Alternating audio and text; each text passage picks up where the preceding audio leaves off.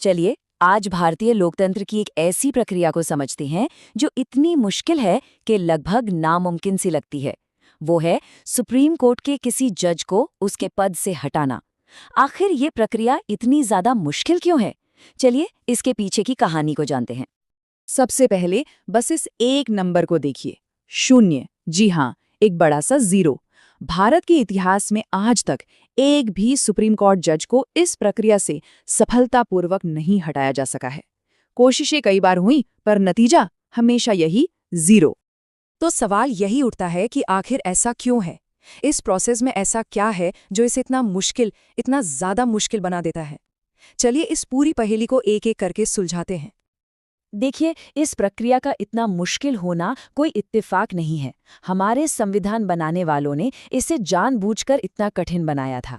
और इसके पीछे एक बहुत बड़ी, बहुत सॉलिड वजह थी, न्यायपालिका की आज़ादी, यानी जुडिशियल इंडिपेंडेंस। इस पूरे खेल का नियम लिखा है संविधान के आर्टिकल 124(4) में।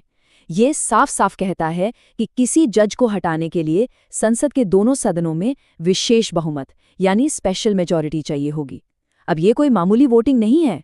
इसका मतलब है सदन के कुल सदस्यों का बहुमत तो चाहिए ही, साथ ही जितने लोग वोटिंग में हिस्सा ले रहे हैं उनका कम से कम 2/3 बहुमत भी चाहिए। ये एक बहुत बहुत ऊंचा बैरियर है।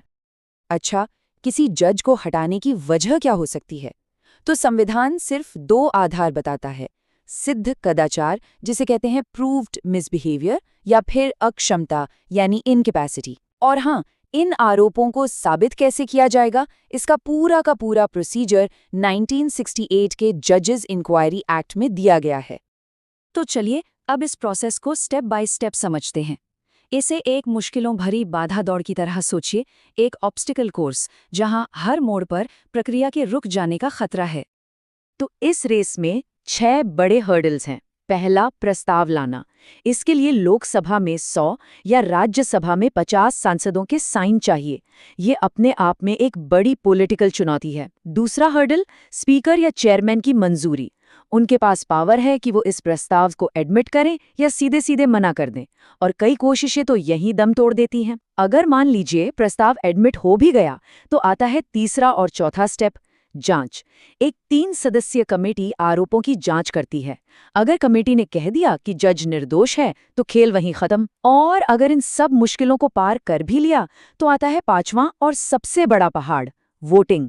प्रस्ताव को दोनों सदनों में उस स्पेशल मेजॉरिटी से पास होना होता है जो लगभग नामुमकिन है। और आखिर में अगर ये सब हो गया, तब जाकर राष्ट्रपति हटाने का आदेश जारी करते हैं। तो आप समझ सकते हैं कि ये कितना जटिल है। थ्योरी तो बहुत हो गई। चलिए अब असल दुनिया के कुछ केस देखते हैं, जिनसे पता चलेगा कि ये प्रक्रिया हकीकत में कितनी मुश्किल है और कैसे हर बार फेल हुई है।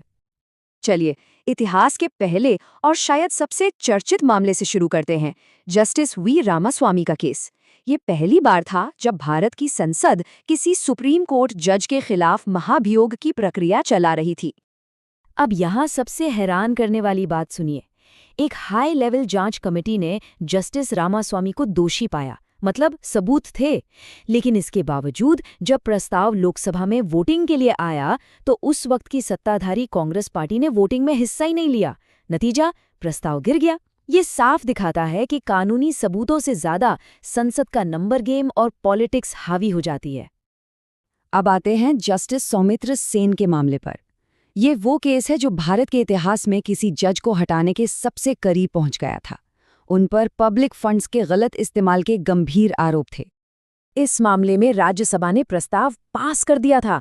ऐसा लगा कि शायद इस बार इतिहास बन जाएगा, लेकिन लोकसभा में वोटिंग होने से ठीक पहले जस्टिस सेन ने इस्तीफा दे दिया। उनके एक इस्तीफे ने पूरी प्रक्रिया को फिनिश लाइन से ठीक पहले रोक दिया और एक बड़ा सवाल खड़ा कर दिया, जिसका जवाब आज भी क्लियर नहीं है। और अब आते हैं सबसे हाल के और सबसे हाई प्रोफाइल मामले पर।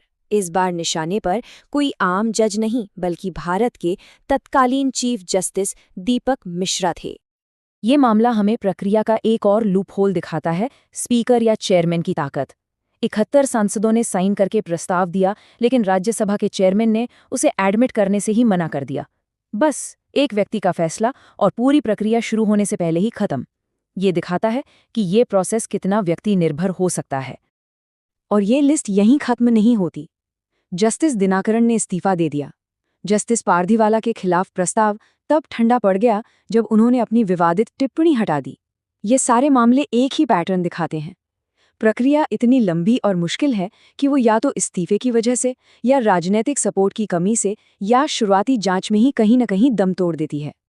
तो ये सब देखकर एक सवाल मन में आता है, क्या हमारे सिस्टम में कोई बग यानी कोई कमी है, या फिर ये मुश्किल प्रक्रिया असल में एक फीचर है जिसे जानबूझकर ऐसा बनाया गया है? इसे समझने के लिए हमें एक बुनियादी टकराव को समझना होगा। सोचिए, एक तराजू है। इसके एक पल्ले पर है न्यायिक स्वतंत्रता, यानी जजों को ये आज़ादी कि वो बिना किसी सरकार या पार्टी के दबाव के निडर होकर फैसले ले सकें। और दूसरे पल्ले पर है न्यायिक जवाबदेही, यानी ये पक्का करना कि अगर कोई जज गलत काम करे तो उसे जिम्मेदार ठहराया जा सके।